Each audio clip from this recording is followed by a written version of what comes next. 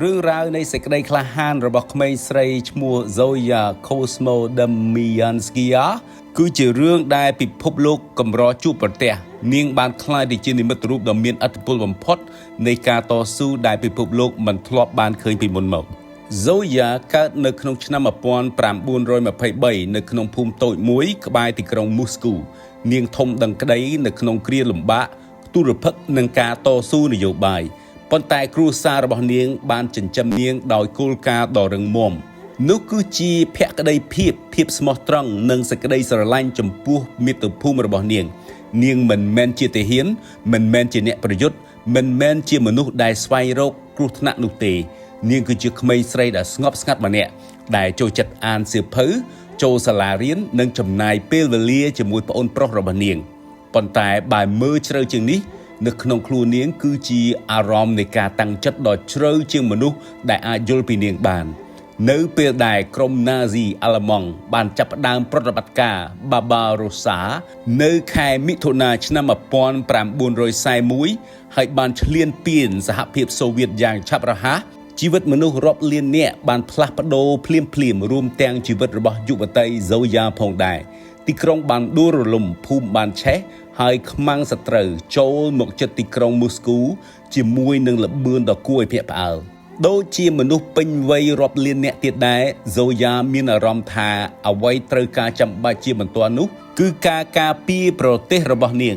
នៅអាយុត្រឹមតែ17ឆ្នាំនាងស្ម័គ្រចិត្តចូលរួមក្នុងអង្គការបំផ្លិចបំផ្លាញសម្ងាត់ដែលជាការសម្រេចចិត្តនិងការកែប្រែជោគវាសនារបស់នាងជារៀងរហូតបន្ទាប់ពីការវឹកហាត់ដ៏ខ្លាំងរយៈពេលខ្លី Zoya ត្រូវបានបញ្ជូនទៅពីក្រោយខ្សែរបស់សត្រូវជាមួយនឹងក្រុមតូចមួយដើម្បីរំខានដល់ប្រតិបត្តិការយោធារបស់អាល្លឺម៉ង់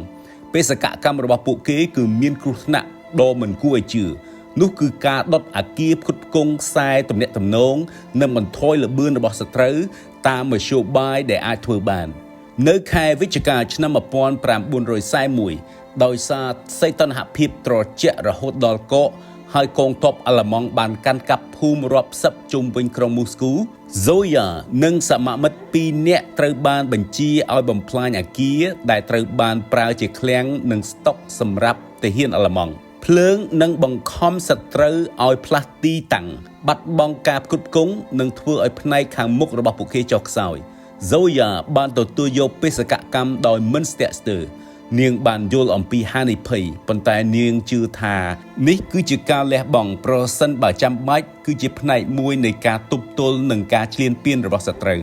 យប់ជ្រៅបានមកដល់នាងបានជ្រាបចូលទៅក្នុងភូមិដែលស្ថិតនៅក្រោមការកាន់កាប់របស់អាល្លឺម៉ង់នាងបានលួចដុតយ៉ាងស្ងៀមស្ងាត់ហើយអណ្ដាតភ្លើងបានបាញ់ឡើងទៅលើមេឃប៉ុន្តែមុនពេលនាងអាចរត់គេចចូលទៅក្នុងព្រៃវិញទាហានអាល្លឺម៉ង់បានប្រទះឃើញនាងបានរត់តែមិនលឿនដោយសារព្រិលធ្លាក់ក្រាស់ពេកក្នុងពេលយប់ដ៏ត្រជាក់ហើយភ្លាមនោះនាងត្រូវបានគេចាប់ដែលនោះគឺជាពេលវេលាដែលត្រូវបានគេកត់សម្គាល់ថាគឺជាការចាប់ផ្ដើមនៃអំពើឈ្លានពានដែលមិនអាចត្រូវបានគេបំភ្លេចនៅក្នុងប្រវត្តិសាស្ត្រសម័យសង្គ្រាមនៅពេលដែលពួកអាល្លឺម៉ង់ដឹងថានាងគឺជាកងសម្ងាត់ពួកគេទាមទារព័ត៌មានដូចជា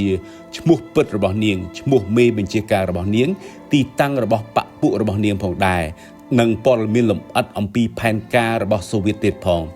Zoya បដិសេធដោយមិននិយាយអ្វីទាំងអស់គ្មានពាក្យពិតមួយម៉ាត់ណាចេញពីមាត់របស់នាងនោះឡើយដោយសារខឹងនឹងអារម្មណ៍តានតឹងពីភាពរឹងរូសមួយនេះទាហានបានចាប់ផ្ដើមធ្វើទរណកម្មមកលើនាងពួកគេបានវាយនាងយ៉ាងធ្ងន់ធ្ងរចងដៃរបស់នាងយ៉ាងតឹងអូសនាងឆ្លងកាត់ព្រិលហើយដោះសម្លៀកបំពាក់ខាងក្រៅនិងចងនាងចោលនៅក្នុងខ្យល់ដ៏ត្រជាក់អ្នកភូមិមើលឃើញដោយអស់សង្ឃឹមខណៈដែលនាងត្រូវបានអូសបណ្ដើរតាមដងផ្លូវមានស្នាមជាំនិងញ័រផងដែរទោះបីជាយ៉ាងណាក៏ដោយនាងនឹងមិនសារភាពឡើយនាងដឹងថាប្រសិនបើនាងបញ្ចេញឈ្មោះសំបីតែមួយមនុស្សរាប់សិបនាក់ផ្សេងទៀតនឹងអាចត្រូវចាប់ខ្លួនឬសម្លាប់មិនខានអស់រយៈពេលជាច្រើនម៉ោងទាហានអាល្លឺម៉ង់បានព្យាយាមបំបាក់ស្មារតីយុវតីមួយនេះពួកគេបានវាយនាងចាក់សោនាងនៅក្នុងទ្រុងឆ្លិចសួរនាងម្ដងហើយម្ដងទៀតនិងគំរាមសម្លាប់នាងផងដែរប៉ុន្តែ Zoya នៅតែរឹងទទឹងនៅពេលសួរថាហេតុអ្វីបាននាងដុតនាងឆ្លើយយ៉ាងសាមញ្ញថាខ្ញុំធ្វើរឿងដែលខ្ញុំត្រូវធ្វើ នៅពេលដែលត្រូវគេគំរាមព្យួរកសម្រាប់នាងបានឆ្លើយតបយ៉ាងក្លាហានថាអ្នកអាចព្យួរកខ្ញុំបានប៉ុន្តែមិនអាចព្យួរកយើងទាំងអស់គ្នាដែលមាន150លានអ្នកនោះបានឡើយភាពក្លាហានរបស់នាងធ្វើឲ្យអ្នករាល់គ្នាបានឮនិងភ្ញាក់ផ្អើលផងដែរនៅព្រឹកថ្ងៃទី29ខែវិច្ឆិកាឆ្នាំ1941ទាហានអាល្លឺម៉ង់បានរៀបចំការប្រហារជីវិតនាងជាសាធារណៈដើម្បីបំផិតបំភ័យអ្នកភូមិ Zoya ដែលមានអាយុត្រឹមតែ18ឆ្នាំប៉ុណ្ណោះត្រូវបាននាំចេញដោយជើងទទេចូលទៅក្នុងព្រិលសក់របស់នាងកកដោយទឹកកកមុខរបស់នាងមានស្នាមជាំ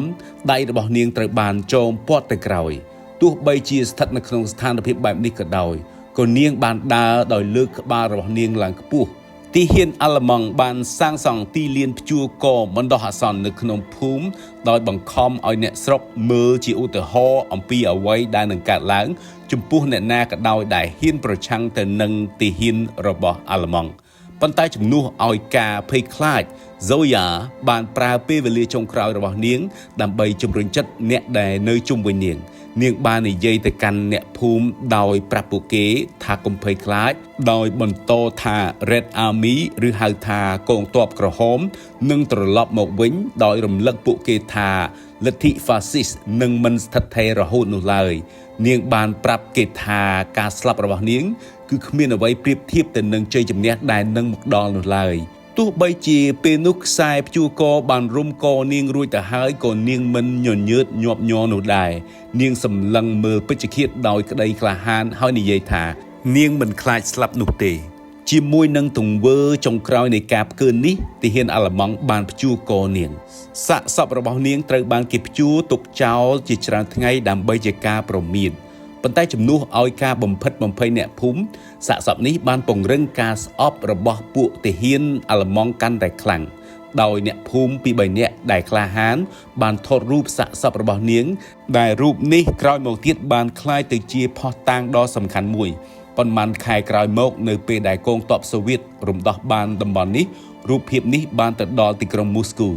Zoya ត្រូវបានគេកំណត់សម្គាល់អត្តសញ្ញាណហើយភ្លាមៗនោះត្រូវបានគេផ្ដល់កិត្តិយសជាវីរនារីក្លាហានរឿងរ៉ាវរបស់នាងបានរីករាលដាលពាសពេញសហភាពសូវៀតដូចជាភ្លើងឆេះព្រៃអញ្ចឹងដែរកាសែតបានចុះផ្សាយពាក្យចុងក្រោយរបស់នាងរូបថតរបស់នាងត្រូវបានបង្ហាញនៅគ្រប់ទីកន្លែងចម្រៀងកំណាព្យសៀវភៅនិងភាពយន្តត្រូវបានបង្កើតឡើងដើម្បីរំលឹកដល់ភាពក្លាហានរបស់នាងផងដែរនៅឆ្នាំ1942នាងទទួលបានងារជាវីរនារីរបស់សហភាពសូវៀតជាផ្លូវការ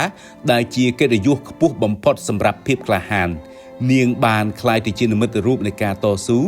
ដែលជាការរំលឹកអំពីកម្លាំងដែលសូម្បីតែក្មេងស្រីម្នាក់ក៏អាចធ្វើបានដែរប៉ុន្តែលើសពីការឃោសនានិងការប្រារព្ធពិធីបែបនយោបាយកេរដំណែលរបស់ Zoya នៅតែមានឥទ្ធិពលដោយសារតែអ្វីដែលកាន់តែស៊ីជម្រៅនាងបានបង្ហាញថាភាពក្លាហានពិតប្រាកដមិនមែននិយាយអំពីការប្រយុទ្ធជាមួយនឹងកំភ្លើងប៉ុន្តែនិយាយអំពីការការពារអ្នកដទៃទោះបីជាវាអាចធ្វើឲ្យអ្នកបាត់បង់ជីវិតក៏ដោយនាងគ្មានអាវុធនាងគ្មានគ្រឿងសឹកនោះឡើយអ្វីទាំងអស់ដែលនាងមានគឺភាពស្ងៀមស្ងាត់ហើយភាពស្ងៀមស្ងាត់នេះបានជួយសង្គ្រោះជីវិតមនុស្សរាប់មិនអស់